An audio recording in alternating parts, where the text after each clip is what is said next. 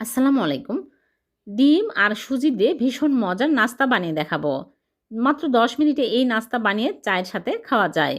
খুবই মজার। প্রথমে একটা বোলের মধ্যে একটা ডিম ভেঙে নিচ্ছি আর 1/3 কাপ চিনি নিয়ে নিচ্ছি। নিয়ে ভালো করে ফেটে নেব চিনি গলে আসা পর্যন্ত। ভালো করে ফেটে নিতে হবে। চিনি গলে আসলে এর মধ্যে দিয়ে দিচ্ছি এলাচি গুঁড়া সামান্য পরিমাণে আর লবণ দিয়ে দিচ্ছি স্বাদ মতো। এলাচি গুঁড়া দিলে ডিমের গন্ধ লাগবে না। আপনারা চাইলে ভ্যানিলা এসেন্স দিতে পারবেন। তাহলে ডিমের গন্ধ লাগবে না।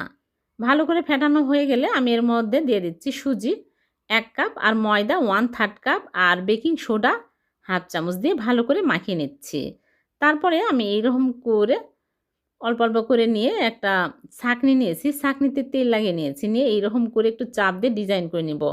সবগুলো এইরকম করে বানিয়ে নিব। মাঝে, মাঝে তেল লাগিয়ে নিবেন। তাহলে খুব সহজে উঠে আসবে। সবগুলো এরকম করে আমি বানিয়ে নিয়েছি। এখন এগুলো আমি তেলে ভেজে নিব। আগে থেকে চুলায় প্যানে তেল দিয়ে তেল গরম করে নিয়েছি। এখন একটা, একটা করে দিয়ে দিচ্ছি। দিয়ে একটু সময় নিয়ে ভালো করে উল্টিয়ে পাল্টে ভেজে নিতে হবে। যখন এরকম সুন্দর কালার হবে তখনই তুলে নিতে হবে। এর চেয়ে বেশি কালার করা যাবে না, তাহলে পুড়ে যাবে।